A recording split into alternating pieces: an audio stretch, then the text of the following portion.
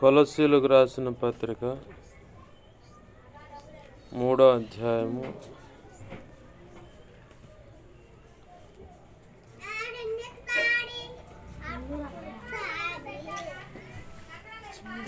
15, 16, 17 వచనాలు చదువుదామండి.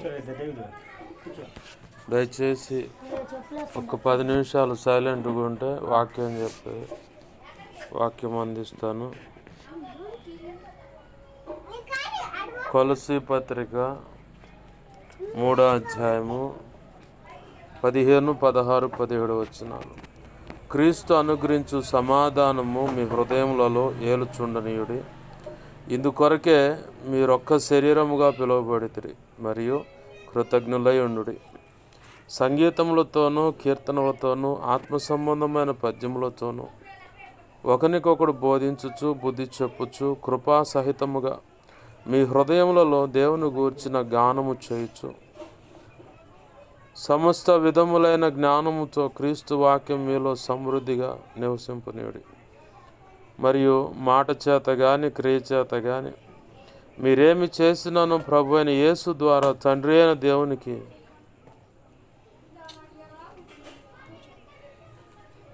కృతజ్ఞతాస్తుతులు చెల్లించుచు సమస్తమును ఆయన పేరట చేయుడి. ఆమేన్. చిన్న మాట ప్రార్థన చేసుకుందాం అండి. ప్రేమగల మా కన్న తండ్రి యేసయ్యా, నీకు వందనాలు, కృతజ్ఞతాస్తుతులు. మీరు ఇచ్చిన లేఖన భాగాన్ని బట్టి నీ కృతజ్ఞతాస్తుతులు మా ప్రభువా. ఈ వాక్యమును విరవండి, దీని చాటున మీరు దాచి ఉంచిన సమకూడి నీ కుటుంబానికి మాకు నీ చిత్తంలో నిర్ణయమైన ప్రతి బిడకు అవసరమైన నీ మనసులో ఉద్దేశించుకున్న శ్రేష్టమైన ఉపదేశం ఆ సంగతులు ఏమైతున్నాయో ఉపదేశ రూపేణ దేవా నీ బిడలకు అందించబడినట్లుగా మీ పక్షం వహించిన మీ దాసుని నోట ఉంచి మీ దాసుని మీ సిలువ చాటును మరుగుపరిచి మీ దాసుడి ముఖాంతరంలోంచి మీరు కనపడుతూ మీరే నాతో మాతో అందరితో సూటిగా తేటగా స్పష్టంగా మీరు మాట్లాడు. మీ ఆత్మకార్యములు జరిగించి నీ చిత్తం నెరవేర్చును మాత్రం మహిమ పొందమని ఉపదేశాన్ని అడ్డగించాలని చూస్తున్నది దుష్టుడు, వాడి దూతలు, చీకటి, అంధకార శక్తులు, క్రియలు ఏ ఉన్నా సరే యేసు నామములో వాటినోడు ప్రభువుని బంధిస్తున్నాను. దేవా కనికరించండి, మీరు తోడే ఉండండి. నీవే నీ ప్రజలతో మాట్లాడిన ప్రభువా. నీ బలమైన సన్నిధి ఇక్కడ ఉంచండి. పసిబిడ్డలు మీ స్వాధీనం తీసుకో. నీ చిత్తంలో నీ ఉపదేశాన్ని ప్రజలకు అందించి నీ కార్యములను జరిగించమని నీ పక్షం వహించిన నేను బలహీన ఎంత బలహీన నీకు బాగా తెలుసు. నీ పరిశుద్ధాత్మ అగ్నిలో పుటమి శుద్ధ సువర్ణంగా మార్చి నీ శుద్ధ జలం నాపై కుమ్మరించి ఆనంద తైలాభిషేకం నాపై ఉంచి నీ శిలువ రక్తంలో కడిగి పవిత్రపరిచి దేవా నీ పక్షంగా దేవా 5 వేసుకెళ్ళి 2వ అధ్యాయం 1-2 వచ్చిన ప్రకారం చక్కగా నిలబెట్టమని ఇర్మియా 1వ అధ్యాయం 9, 10, 18, 19 నీ కృప నాకు దయచేసి నీవే నాతో మాతో మీరు సూటిగా తేటగా స్పష్టంగా మాట్లాడు. నీ ఆత్మకార్యములు జరిగించి నీ చిత్తం నెరవేర్చిన మాత్రం మహిమ పొందమని బతిమలాడుతూ యేసయ్య నామంలోనే ప్రార్థించి సమస్తం పొందుకొని నీ వాక్యాన్ని బట్టి కృతజ్ఞతాస్తుతులు చెల్లించి నేను గొప్ప చేసుకుంటున్నాం మా తండ్రి. Amen, amen. ప్రభునందు సమకూడిన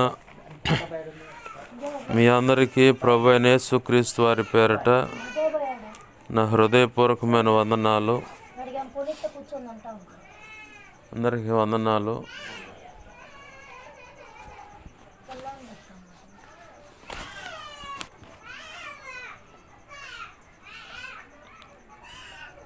చదువుకున్న లేఖన భాగంలో క్రీస్తు అనుగ్రహించు సమాధానము మీ హృదయములలో ఏలుచుండనీయుడి. ఇందుకొరకే మీరొక్క శరీరముగా పిలువబడితిరి. ఆ మాట చెబుతా కొన్ని సందర్భాలు దేవుడు ఉపదేశిస్తూ సమస్త విధములైన జ్ఞానముతో క్రీస్తు వాక్యం మీలో సమృద్ధిగా నివసింపనీయుడి. మరియు మాట చేత కానీ క్రియ చేత కానీ మీరేమి చేసినానో ప్రభు అయిన యేసు ద్వారా తండ్రి అయిన దేవునికి కృతజ్ఞతాస్తుతులు చెల్లించుచు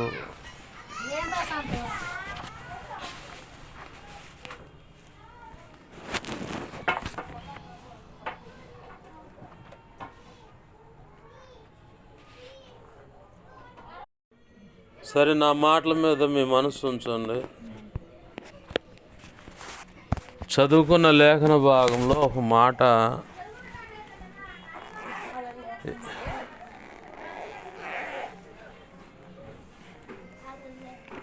సైతాన్ గారి దోతలు అటు పోయినాయి అనుకుంటూ ఇటు పోతామని ఎటో ఒకటి ఏదో ఒక రకంగా వాడు దేవుడి మాటల్లో మీకు అందనీయకుండా జడగొడతాం.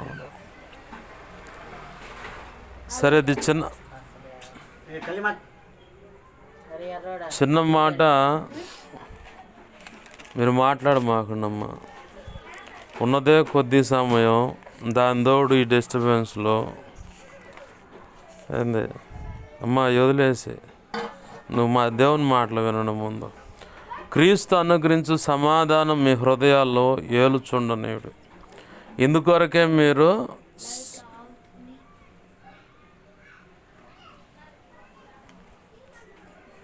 మీరొక్క శరీరముగా పిలువబడతారు అన్నాడు. అలాగనే దేవుని గూర్చిన సమస్త విధములైన జ్ఞానంతో క్రీస్తు వాక్యములో సమృద్ధిగా నివసింపనేయండి అన్నాడు. ఎందుకు ఈ మాట దేవుడు చదివించాడంటే, మనం వినువార మాటికే ఉంటున్నాం కానీ దాన్ని హృదయంలో భద్రపరుచుకునే వ్యవహారం లేదు.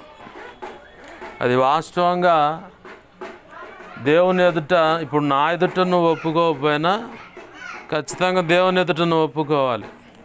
దేవుడు నీకు శ్రేష్టమైన సంగతులు అందిస్తూ ఉంటాడు. ఆ వాక్యాన్ని నీ హృదయంలో భద్రపరుచుకున్నప్పుడు, ఆ వాక్యము నీ హృదయంలో క్రియ చేస్తున్నప్పుడు, ఇక తెలియకుండానే నువ్వు ప్రార్థనలోకి దేవుని పాదాలు పట్టుకొని ప్రార్థన చేయడానికి మొదటి మెట్టు ఏంటంటే, వాక్యం నీలో నిలవై ఉందంటే ఆ వాక్యం ఊరికే ఉండదు, నిన్ను ఎప్పటికప్పుడు పురికొలుపుతూ ఉంటుంది, కదిలిస్తూ ఉంటుంది. ఆ వాక్యము నీలో ఉండనీయకుండా దుష్టుడు ఏం చేస్తున్నాడంటే ఐక్య విచారాల చేత ఏదో ఒక రకంగా వాక్యం వెళ్ళిపోతుంది, నువ్వు మళ్ళీ ఒకే దారిలో ఉంటున్నావు. ప్రభు ఏమో తన దయా సంకల్పం చొప్పున నిన్ను ఆశీర్వదించాలి. నీ మనసు ఇక్కడే ఉంచమ్మా. ఒక్క 10 నిమిషాలు, ఎక్కువ సమయం కూడా తీసుకోను నేను, 10 నిమిషాలు. ఆ 10 నిమిషాలు వినే వాక్యమైన శ్రద్ధగా మీ హృదయాల్లో ఉండనండి. ఇక నేను కంఠశ్వాస అనుకొని మీకు చెప్పినా నేను విసుక్కుంటున్నానని మాత్రం అనుకోవద్దు, దయచేసి చెబుతున్నాను. ఎందుకంటే దేవుడేమో మీ జీవితాలను ఆశీర్వదించాలని ఆయన కోరుకుంటా ఉన్నాడు. ఆశీర్వదించాలంటే ఆ వాక్యం నీ హృదయంలో ఉండాలి. వాక్యము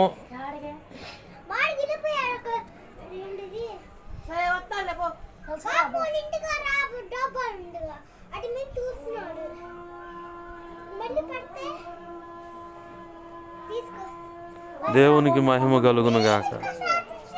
హల్లెలూయా.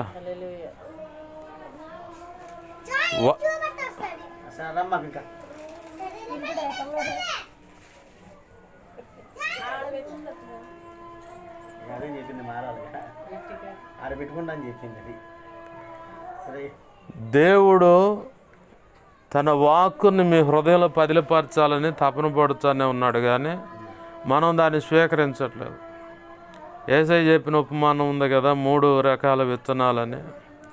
ఒకటేమో రాతి నేలను పడ్డాయి, ఒకటేమో రోడ్డెమ్మడ పడ్డాయి. చెడ్డ నేలన రోడ్డెమ్మటి రాతి నేల, ఆ తర్వాత ముళ్ళ పొదలు మంచి నేలని. ఇట్లానే మన హృదయాల్లో ఉన్నటువంటి వాక్యము, అంటే దేవుడు వెలువడ చేస్తున్న వాక్యం మన హృదయాల్లో స్థిరంగా ఉండాలంటే మన హృదయాన్ని కూడా ఖాళీ చేసుకోవాలి. ఖాళీ చేసుకున్నప్పుడే ఆ మన హృదయంలో వాక్యం అనేది నిలవ ఉంటుంది. నిలవ ఉన్న వాక్యం ఊరికే ఉండదు, నిన్ను ఎప్పటికప్పుడు కదిలిస్తూ ఉంటుంది. నిన్న ఆదివారం ఏం చెప్పారయ్యా మందిరంలో వాక్యం అంటే ఏం చెప్తావు నువ్వు? ఏమో పాస్టర్ గారు బాగానే చెప్పిండు, బాగానే ఉంది వాక్యం, ఏంది మాకైతే బాగా నచ్చిందని చెబుతాం. అది ఏం చెప్పారని అడిగితే ఏం చెబుతావు? ఏమీ చెప్పలేవు. అదే వాక్యం నీ హృదయంలో నిలవ ఉందనుకో, స్థిరంగా ఎటు పోకుండా ఉందనుకో, వెంటనే టక్మని చెబుతాయా ఫలానా నిన్న ఆదివారం రోజు ఈ వాక్యం చెప్పాడయ్యా. లేదు ఈరోజు ఇప్పుడు ఉన్నాము, నిన్న ఒక వీధి కూటం జరిగింది. ఆ వీధి కూటంలో పాస్టర్ గారు మూల వాక్యం ఏం తీసుకున్నాడంటే ఏమో బాగానే చెప్పిండు, కానీ ఏమో అంటాం అదేమంటే ఇక భోజనాలు అవన్నీ ఏర్పాట్లు చేశారు, పలానా కూర సాంబారు వైట్ రైస్ పెట్టారు అని చెబుతారు. ఇవి గుర్తుంటుంది కానీ వాక్యం అనేది మన హృదయంలో ఉండదు. దేవుడు అంటున్నాడు ఆ వాక్యం నీ హృదయంలో భద్రంగా ఉంచుకో. ఆ వాక్యం అనేది నీ హృదయంలో భద్రంగా ఉండని. భద్రంగా ఉన్నప్పుడు నువ్వు చేసే ప్రతి పని కూడా యేసయ్య నామాన్ని బట్టి దేవునికి మహిమ వచ్చినట్లుగా, కృతజ్ఞత స్తుతులు చెల్లించున్నట్లుగా ఆ పని ఉండాలి. మనం ఏ పని చేసినా. ఇప్పుడు చిన్న మాట చెప్తాను. ఫలానా దైవజనుడు ప్రేయర్ చేస్తే మంచి జరుగుతుంది, ఫలానా దైవజనుడు ఇలా అని చెప్పని మనలో తెలియకుండా కొన్ని ఆశలు కోరికలు ఉంటాయి. ఓకే, ఫలానా దైవజనుడు దేవుడు పక్షంగా ప్రార్థన చేసినప్పుడు, దైవజనుడు ద్వారా గొప్ప కార్యాలు జరుగుతున్నప్పుడు నువ్వు ఆనుకోవాల్సింది దైవజనుడి మీద కాదు, నువ్వు ఆనుకోవాల్సింది దైవజనుడి మీద కాదు, దేవుని మీద ఆనుకోవాలి. దేవుని మీద నువ్వు ఆనుకున్నప్పుడు ఏమైందంటే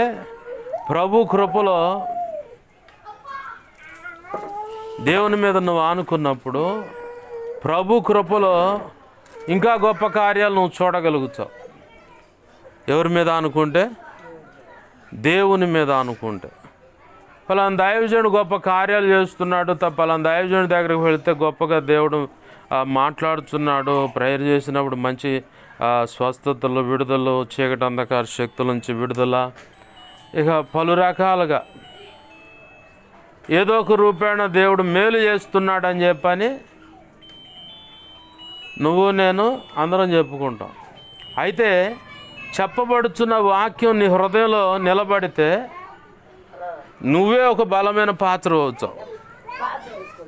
ఏంది చెప్పబడుతున్న వాక్యం నువ్వు విని దాన్ని కనుక పదిలపరుచుకుంటే, నీ జీవితంలోకి దాన్ని అన్వయించుకుంటే నువ్వే ఒక బలమైన పాత్ర అవుతావు. నువ్వు మోకరిస్తే కూడా దేవుడు కదిలి వచ్చి నీతో మాట్లాడతాడు. ఇప్పుడు ఎలా ఉంటుందంటే పరిస్థితి ఎలా ఉంటుందంటే, చిన్న ఉదంతాన్ని మీకు చెప్తాను. చిన్న ఉదంతాన్ని మీకు చెప్తా. ఏంటంటే యేసన్న గారి దగ్గరికి ఒక తల్లి వచ్చిందట. అయ్యా మీరు మా ఇంటికి వచ్చి ప్రేయర్ చేయండి, మా ఇంటికి వచ్చి ప్రార్థన చేయండి అని ఒక సందర్భం. ఇంకొక పెద్ద ఆవిడ ఉందట, అయ్యా మా పరిస్థితి ఇలా ఉంది, మా కోసం నువ్వు ఉపవాసం ఉండి ప్రార్థన చేయంటే దైవజనుడు యేసన్న గారు అన్నంట, నేను ఉపవాసం ఉంటాను పలానా రోజు, నువ్వు కూడా ఉపవాసం ఉండి ప్రార్థన చేయమ్మా, దేవుడు కార్యం చేస్తాడని. నేను 2 సందర్భాలు చెప్పాను. ఏం సందర్భాలు? ఒక చల్లేమో మా ఇంటికి వచ్చి ప్రార్థన చేయని అడిగింది, ఇంకొక చల్లేమో మా పరిస్థితులు బాగలేదు ఉపవాసం ఉండి ప్రార్థన చేయని అడిగింది. సరే అని చెప్పని ఈ 2 పరిస్థితుల్లో దైవజనుడు ప్రేయర్ చేశాడు, ఉపవాసం ఉండి ప్రార్థన చేశాడు. మొదటిగా అడిగిన ఆమె ఇంటికి పోయి అసలు ఆమె ఎలా ఉంది పరిస్థితి చూసొద్దని ఇంటికి పోతే ఇక నీళ్ళకాడ తగాద ఆడుకుంటా గందరగోళం, నానా పచ్చి బూతులు తిరుగుతా కూర్చుంది. నీ బతుకు ఇదే అని చెప్పి నా మొఖాన్ని తిట్టి వెళ్ళిపోయాడు, ప్రార్థన చేసి వెళ్ళిపోయాడు అనమాట. నెక్స్ట్ ఇంకొక ఆమె ఉపవాసం ఉండి ప్రార్థన చేయమన్న ఆమె కోసం అసలు ఈమె ఎట చేస్తుందని చెప్పని అనిపోతే ఈయన కడుపు కాల్చుకొని నీరసంతో ప్రార్థన చేసుకొని ముగించుకొని కాస్త తిని ఇంటికి పోయి చూస్తే ఉంది, టీవీ ఎదురు కూర్చొని రిమోట్ నొక్కుతా ఆన్ అయ్యి నాటికలు చూస్తా కూర్చుంది. ఇప్పుడు పరిస్థితి ఎలా ఉందంటే ఒక సేవకుడు ఒక మాంత్రికుడు లెక్కనే కనపడుతున్నా, కానీ క్రీస్తు రక్తంలో కడగబడ్డ తర్వాత క్రీస్తుని వెంబడిస్తున్నప్పుడు దైవజనుడు నీ పక్షంగా ఉండి ప్రార్థన చేస్తాడు. ఓకే, నీ వంతుగా నువ్వు కూడా ప్రార్థన చేయాలి. నువ్వు అసలు ఏం ప్రార్థన చేసుకోకుండా నీ జీవన సంబంధమైన పని నువ్వు చేసుకుంటూ వింటున్నారా? నువ్వే ప్రార్థన చేసుకోకుండా, వాక్యం చదువుకోకుండా, వాక్యం వినకుండా, నీ జీవన సంబంధమైన పని చేసుకుంటా వాడు ఒకడు ఉండడు ఆడపడి వాడి సాగు వాడు చర్చలు మేము అప్పచెప్పాం కాడి ప్రార్థన చేయమని వదిలేయ్యా. వాడు చేస్తాడు, వాడే ప్రార్థన చేస్తాడు చచ్చినట్టు.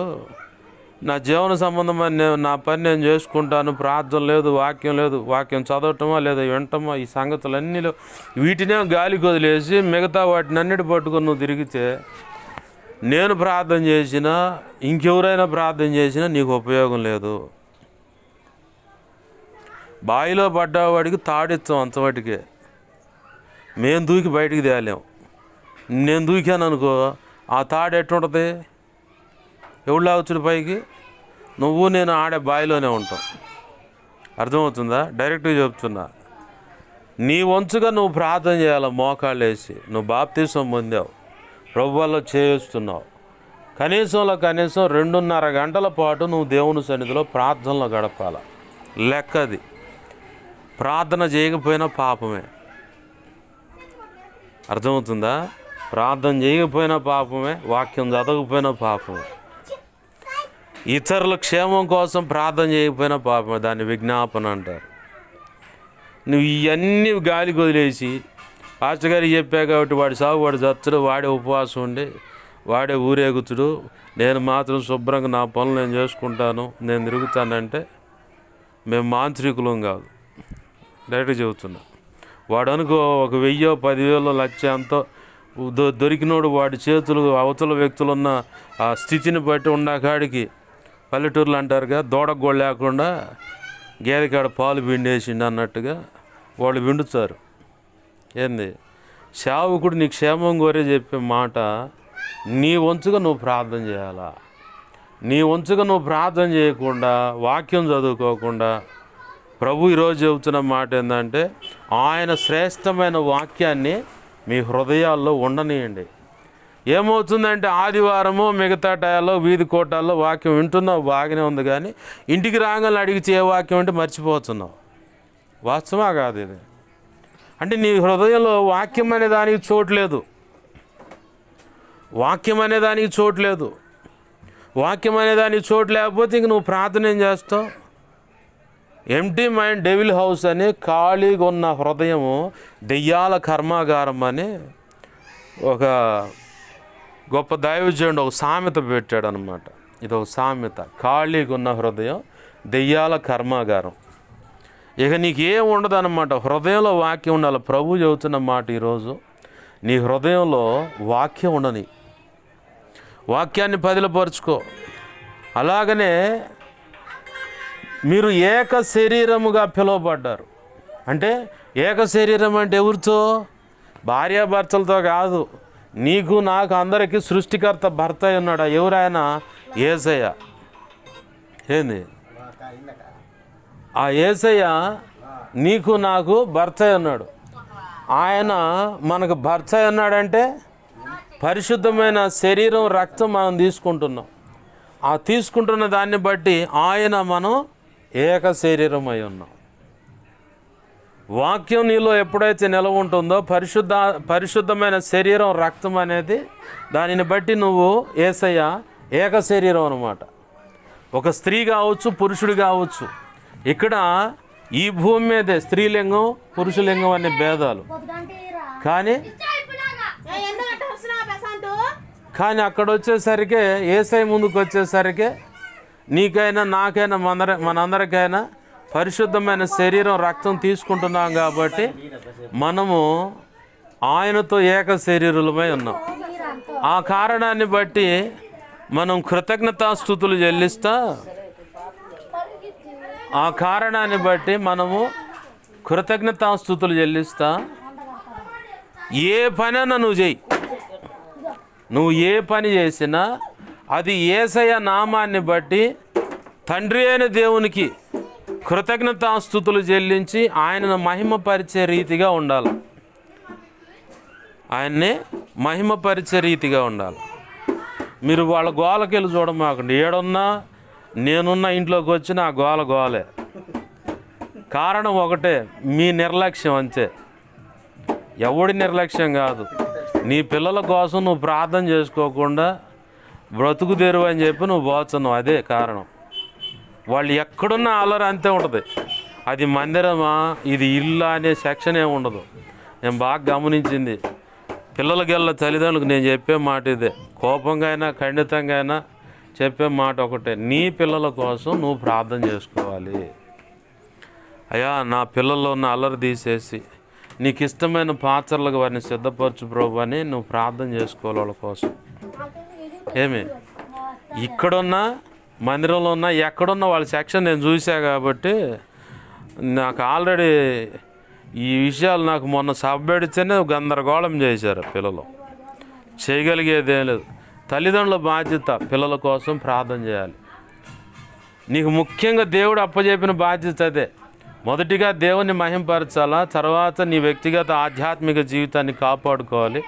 ఆ నెక్స్ట్ ఏంటంటే నీ పిల్లల కోసం నువ్వు ప్రార్థన చేయాలి. నువ్వు ఆస్తులు సంపాదించిన పని లేదు. ఇప్పుడు వాడి కోసం లేదా ఆమె కోసం అతని కోసం సరిగ్గా ప్రార్థన చేయకపోతే రేపు పొద్దున ప్రభు చిత్తమే తేడా పడితే వాడు ఒక నంబర్ 1 420 అయితే ఏం చేస్తావు? ఇప్పుడు వాడు ఏదన్నా ఒక రౌడీ షీటర్గా మారిపోతే ఇక నువ్వు బెయిల్కి లాయర్ కాడికి ఈ తిరుగుడే సరిపోతుంది. ఒక ఆడపిల్ల అయితే తేడా పడింది అనుకో, ఆ పిల్ల బతికినంతకాలం ఆ నిందల పాలుతోనే కుటుంబం అంతా గందరగోళం అయిపోద్ది. నేను అందుకే చెప్పింది, ఇవన్నీ వివరించి వచ్చే ఈ పాస్టర్ గారు ఇంత అంటుండ అని చెప్పి అని అనుకుంటారనే. ఏంది, నీ బిడ్డల కోసం నువ్వు ప్రార్థన చేసుకోవాలి. మూడవదిగా, మొదటిగా దేవునికి ఇవ్వాల్సిన ప్రాధాన్యత నువ్వు ఇవ్వాలి. రెండవది, నీ వ్యక్తిగత ఆధ్యాత్మిక జీవిత క్షేమాభివృద్ధి కోసం ప్రార్థన చేసుకోవాలి. మూడవదిగా, నీ కడుపును పుట్టిన బిడ్డలు, లేదా నువ్వు ఒక భార్య అయితే నీ భర్త కోసం, నువ్వు ఒక భర్త అయితే నీ భార్య కోసం నువ్వు ఖచ్చితంగా ప్రార్థన చేసుకోవాలి. ఆ నాలుగవదిగా నెక్స్ట్ ఇంకెవరంటే నీ బంధువులు, భార్య తరపు కానీ భర్త తరపు కానీ తల్లి తరపు కానీ తండ్రి తరపు బంధువులు ఉంటారు కదా, వాళ్ళందరూ రక్షణ కోసం క్షేమం కోసం ప్రార్థన చేయాలి. అది కుటుంబం. ఏంది, ఐదవదిగా నువ్వు వెళుతున్న సంఘంలో ఉన్నటువంటి నీతో పాటు ప్రభువులో చేసే విశ్వాసులు లేదంటే పరిచయం ఎవరైనా ఉండని, ఆ సేవకుడు, ఆ సంఘం, ఆ క్షేమం కోసం ప్రార్థన చేయాలి. ఈ 5 రకాల ప్రార్థన చేయాలి. ఇలా అడుగుతూ ఉంటే కొంతమంది కొంచెం గిల్టీగా ఫీల్ అయ్యి, నామోషిగా ఫీల్ అయ్యి మేము చేయలేకపోతున్నాం మేము అనుకుంటారు. ఏంది, ప్రార్థన చాలా ప్రాధాన్యమైనది. ఆ ప్రార్థన చెయ్యాలంటే మొదటిగా నీలో వాక్యం ఉండాలి. వాక్యం అంటే యేసయ్య. ఇప్పుడు వాక్యమైన దేవుడు నీలో లేకుండా బయట తిరుగుతూ ఉండు. ఇప్పుడు మనం చూస్తూనే ఉంటాం. ఇప్పుడు యేసయ్య కావాలనుకుంటాం, మళ్ళీ ఫలానోడు మంచి పనోడయ్యా అని చెప్పి అనగానే ఆడకపోయి దారాలు తాళ్ళు ఇవన్నీ అంతరాలని గందరగోళం. ఇప్పుడు యేసయ్య కావాలా నీకు, వాళ్ళు కావాలా? యేసయ్య కావాలనుకున్నప్పుడు వాక్యానుగుణంగా నువ్వు అడుగులువే. యేసయ్యకి మించిన శక్తి కలిగినటువంటి శక్తివంతమైన వ్యక్తి యేసయ్య కంటే గొప్ప శక్తి గలవాడు కానీ దేవుడు అనబడుతున్న దేవతలు అనబడుతున్నవి ఎక్కడ కూడా ఈ భూమి మీద లేదు. లేఖనం ఏం చెబుతుందంటే, ఈ లోకంలో ఉన్నటువంటి దేవతలు దేవుళ్ళు అనబడిన వారు ఒకానొక రోజు ఖచ్చితంగా, ఒకానొక రోజు కాదు ఇప్పుడైనా సరే, యేసయ్య ముందు గడగడగడలాడుతూ సాగిలిపడాల్సిందే. చీకటి అంధకార శక్తులు కావచ్చు, చాలా గొప్ప మాంత్రికుల పరిస్థితులు నేను చూసిన సందర్భాలు ఉన్నాయి. ఏంది, మొత్తం ఒక దరికి వచ్చిన సందర్భాలు కూడా చూసా.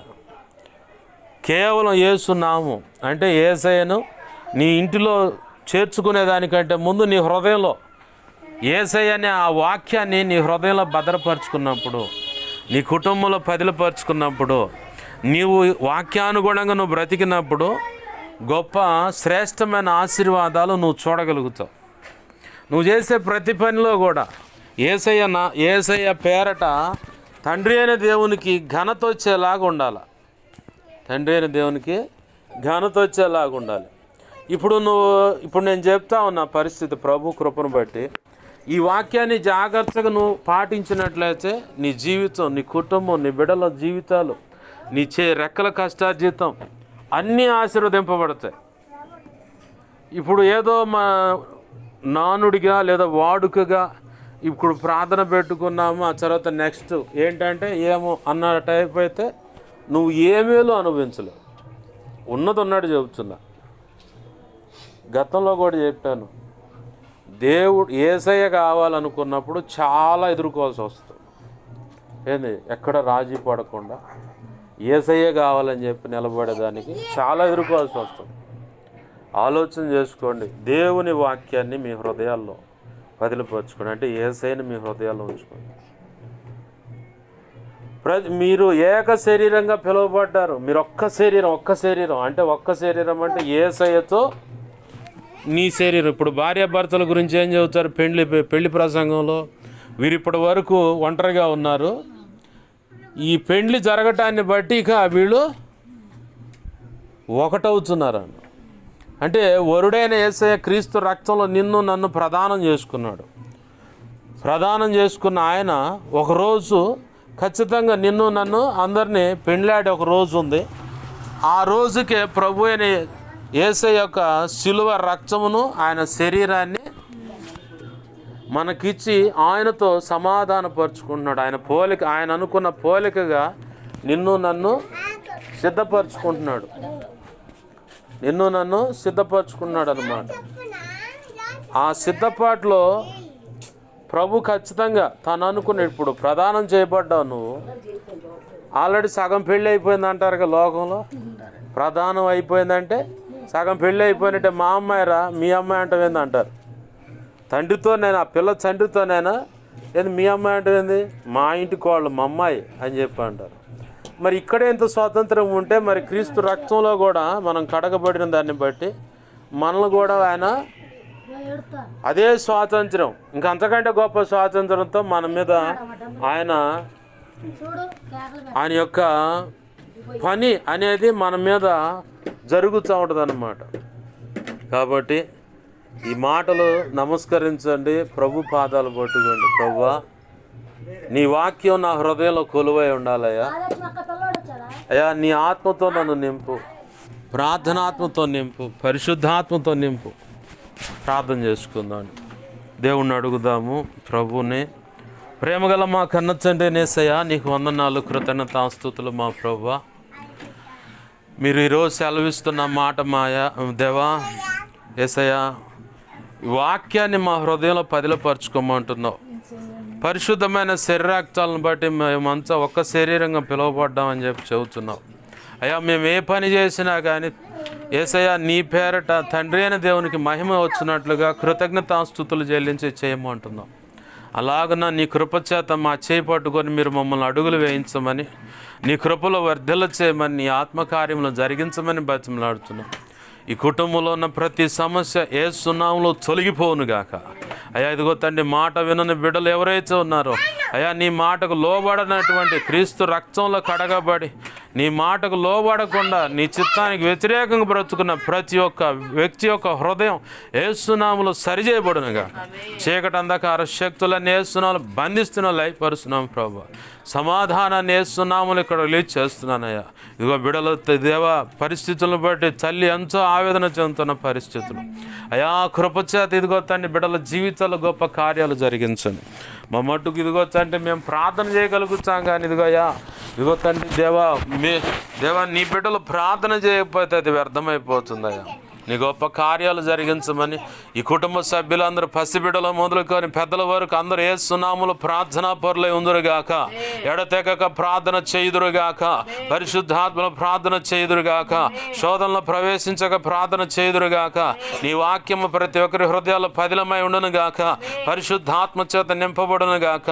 పరిశుద్ధాత్మ దేవుడా, సర్వోన్నతుని శక్తిగా కమ్మండి బిడ్డలను, కుటుంబాన్ని సమస్తాన్ని పసిబిడ్డను కమ్మి నీ కృపలో వర్ధల చేసి నీ కార్యములను జరిగించును మాత్రం మహిమ పొందమని బతిమలాడుతూ మా ప్రియుడును మా రక్షకుడైన యేసయ్య ఉన్నతనంత శక్తిగల నామమును అడిగి వేడుకొని ప్రార్థించి సమస్తం పొందుకొని నీ వాక్యాన్ని హెచ్చించి నీ బిడ్డలను దేవా నీకు కృతజ్ఞతాస్తుతులు చెల్లించి నీ బిడ్డలను ఆశీర్వదించి నీ కృపాస్తాలకు బిడ్డలందరినీ అప్పచెప్పి నేను మహింపరచుకుంటూ యేసు నామములో ప్రార్థించి నేను గణపరచుకుంటున్నాం మా తండ్రి. ఆమెన్. ఇప్పుడు మన తండ్రి అయిన దేవుని ప్రేమయు ఆయన ప్రియకుమారుడైన యేసుక్రీస్తు వారి కృపయు పరిశుద్ధాత్మ దేవుని అన్యోన్య సహాయ సహవాసము అయా ఇదిగో తండ్రి కుటుంబానికి, కుటుంబ సభ్యులు, పసిబిడ్డల పెద్దల వరకు, అలాగనే సంఘ బిడ్డలకు, సార్వత్రిక సంఘం సకల పరిశుద్ధులకు, చేరి వచ్చిన బిడ్డలందరికీ నిత్యత్వం, ఇదిగో తండ్రి ప్రార్థనలు ఎక్కిస్తున్న వారందరికీ నిత్యత్వం చేరు పర్యంతం సదాకాలం చూడే ఉండి అయా వాక్యాన్ని ప్రతి ఒక్కరి హృదయాల్లో నిలబెట్టి అయా ప్రతి ఒక్కరి హృదయంలో వాక్యాన్ని స్థిరపరిచి వాక్యాన్ని కూడా జీవించి నీ కృపలు వర్ధిల్లే భాగ్యం తండ్రి నువ్వు దయచేయదుగాక.